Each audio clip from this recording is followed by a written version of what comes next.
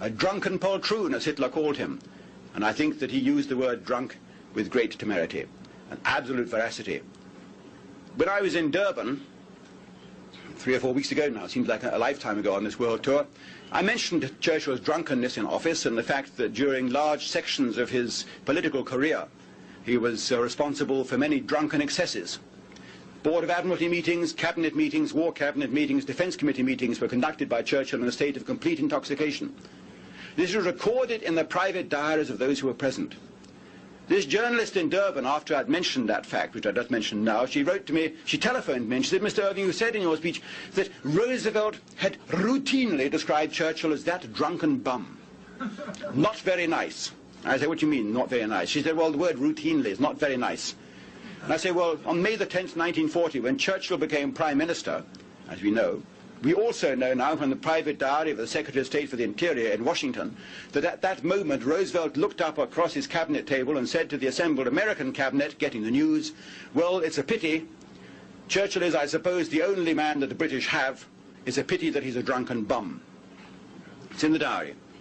And this South African journalist, this female journalist, and by God, you have to admire the tenacity of some women. She says to me, Mr. Irving, you used the word routinely. One quote doesn't justify the word routinely, surely. I say, you want more? Right. April the 20th, 1940, a couple of weeks earlier, Mackenzie King, the Canadian Prime Minister, visits Roosevelt in Warm Springs in Georgia.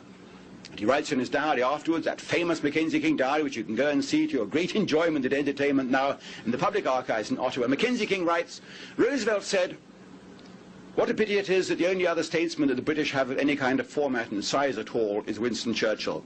And he's a drunken bum. Right. So this Durban, South African liberal journalist says, Mr. Irving, all right, you've got two sources. Does this justify the use of the word routinely? That Roosevelt routinely called him a drunken bum. So I say, well, how about this? March the 12th, 1940. You see, I've got a head that's just full of dates, completely full of dates. I unscrew one ear and like that, all, dates tumble out all over the floor. My head is full of dates. I never put them back again in the right order again, so I won't do it, but believe me, it would happen.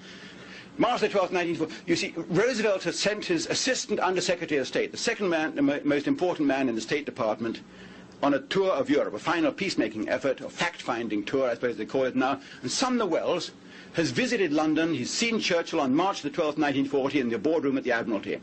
And he writes in his report to Roosevelt that when I arrived at 5 p.m. this evening, when I arrived, I found Churchill, the First Lord of the Admiralty that was then, blind drunk, sitting behind his desk with a 3/4 empty bottle of whiskey on the little table next to his desk, completely incoherent. If people died of typhus and starvation in Bergen-Belsen and Buchenwald, then possibly weren't we British and Americans partly responsible because we deliberately produced the chaos and the conditions behind the German lines that led to starvation and typhus epidemics, because we deliberately bombed the pharmaceutical factories, we bombed the bridges, the railroad lines, the autobahns, to prevent the transportation of food from one part of Germany to another.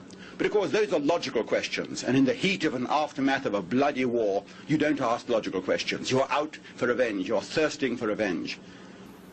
You see, Churchill, and this was one of the great tragedies of the Second World War, well, he was clinically an alcoholic. There are various clinical definitions for what an alcoholic is.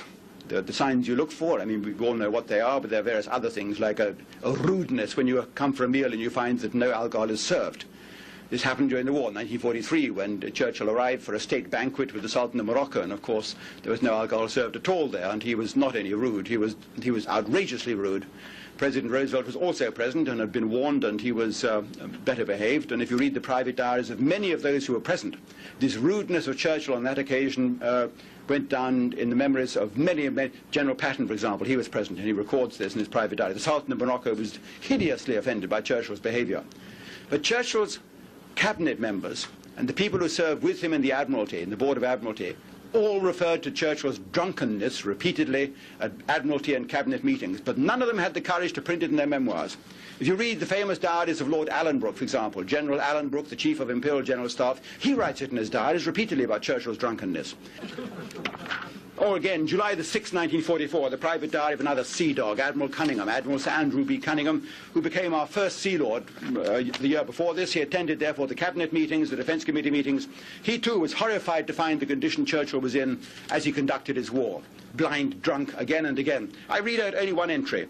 July the 6th, 1944. There's no doubt the PM is in no state to discuss anything. Too tired and too much alcohol. He was in a terrible mood this evening, rude and sarcastic. Had a couple of blows with him about the Far East. The net result was that we sat from 10 p.m. till 1:45 a.m. listening to him talking mostly nonsense and got nowhere.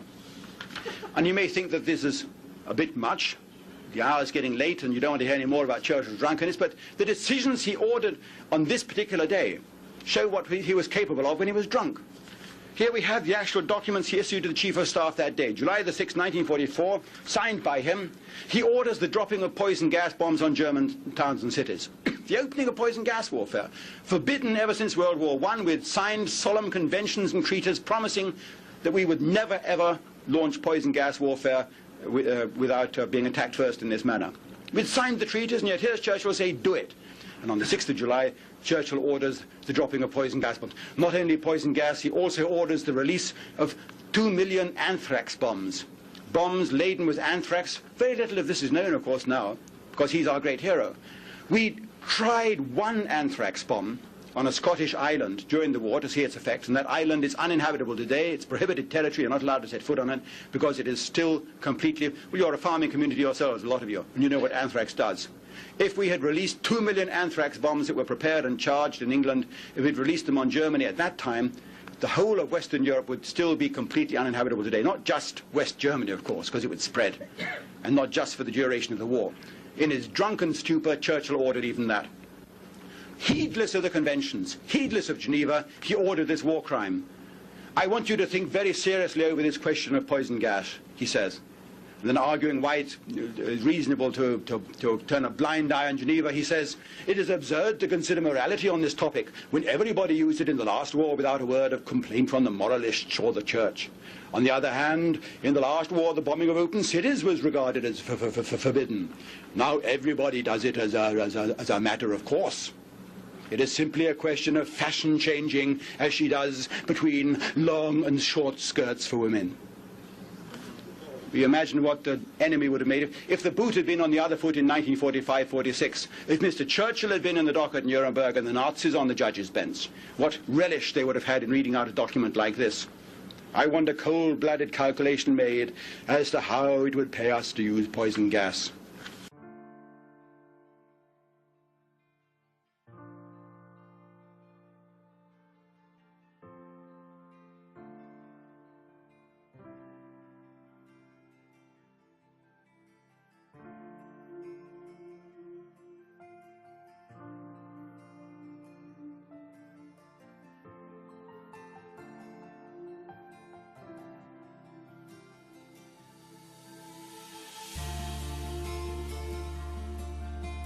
I had the occasion to talk to him without any other company. And I told him we will have the opportunity to attack London when London is covered by fog. Then we can fly with everything we have available, even with the Junkers 52, like we did in Warsaw. And he said, stop it, stop it. I don't want to hear this. The whole attack on England is against my opinion, against my willing. I could stop it.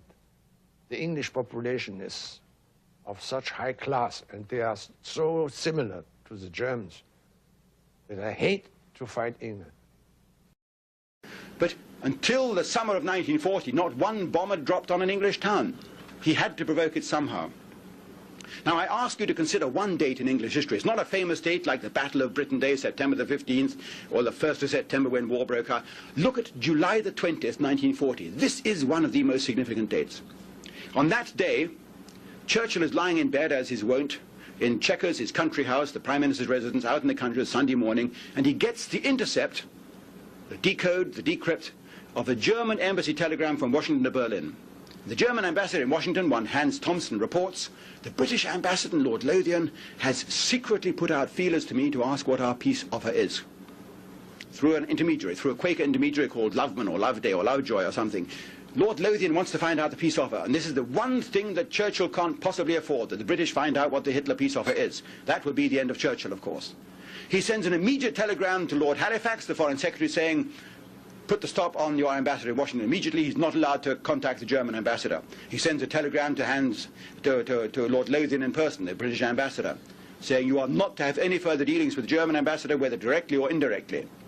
And on the same day, and this is what makes July the 20th, 1940 so important, Churchill sends for Sir Charles Portal, Air Chief Marshal Sir Charles Portal, the Commander-in-Chief of Bomber Command, and he says, when is the earliest day that you can launch a savage attack on Berlin? And Sir Charles Portal says, Prime Minister, we can't do it yet because the nights are too short. We can't get our squadrons from London, from England, out to Berlin and back in the hours of darkness. We can do it in September, but not yet. And in September, of course, we will have the new generation of bombers. The Sterling heavy bomber will be there, and we can use them. We'll have 100 of them. But I warn you, if you do that, then the Germans will retaliate. At present, they're not bombing our cities or our towns. Their entire attack is being dedicated to the RAF fighter defences. The airfields, the radar system, the sector stations were being remorselessly knocked out one by the German attack. The Battle of Britain had begun, of course. But it was only being devoted at that time to the dockyards, the blockade, the shipping, and the fighter stations, not to the towns or the cities. And Churchill, when Sir Charles Portal uttered his warning that the enemy might retaliate, Churchill just twinkled. Well, we know why, because he wanted the attack to begin, but he was reading the German signals which said that they had no intention of attacking London. So we can understand why 2 weeks later, when General Charles de Gaulle visits him, out at Chequers, again a Sunday, he finds him on August the 4th, 1940, Mr. Churchill standing in the middle of his lawn, shaking his little fist at the sky, his little pink fist, and saying, why won't you come? You read de Gaulle's memoirs and you will see this. De Gaulle doesn't understand what this little scene was all about, but we now know. Churchill was wondering why the Germans were not going to start bombing, why they were refusing to start. He couldn't understand it. And he gets his chance on August the 24th, 1940, when one German plane flying in from the west along the Thames flies one loop too far along the Thames and drops its bombs not on Rotherhithe, where the oil refinery is that it was supposed to be bombing, the oil tanks, but on the east end of London. A stick of bombs falls on the east end of London, just inside the boundaries of Greater London, and it kills a large number of chicken and blows in several windows and flattens a couple of these old Dickensian tenement buildings, and Churchill has his pretext. He gets the news that Saturday night, Sunday morning. And on Sunday morning, August the 25th, 1940, at 10 minutes past 9 in the morning, Churchill personally telephones the headquarters of Bomber Command at High Wycombe in Buckinghamshire. And he speaks with the Deputy Commander-in-Chief of Bomber Command, Air Vice Marshal Sir Norman Bottomley, and says, I want a minimum of 100 bombers to attack Berlin tonight in retaliation for this savage series of raids on London. And that night, 100 bombers go out to Berlin, and 30 get through and do quite a lot of damage in the west end of Berlin, killing several people. And over the next 10 days, RAF Bomber Command repeats this raid 6 or 7 times, sometimes missing completely, sometimes getting through and doing considerable damage and causing civilian casualties. Still, Hitler refuses to respond. This is the interesting thing. Hitler, in his madness, still thinks that he can persuade the British to accept his offer. On that final day, September the 4th, 1940, after there have been 7 raids, Hitler sends for a lawyer called Dr. Ludwig Weishauer and sends the lawyer to the Stockholm embassy of the British to speak to the British ambassador and tell the British ambassador there what the peace offer is. But the ambassador, Victor Mallet, tells this lawyer Weishauer, I'm sorry, my orders are I'm not allowed to accept any German emissary on the embassy premises, and I'm not allowed to listen to anything about German offers. Mr. Churchill's personal orders.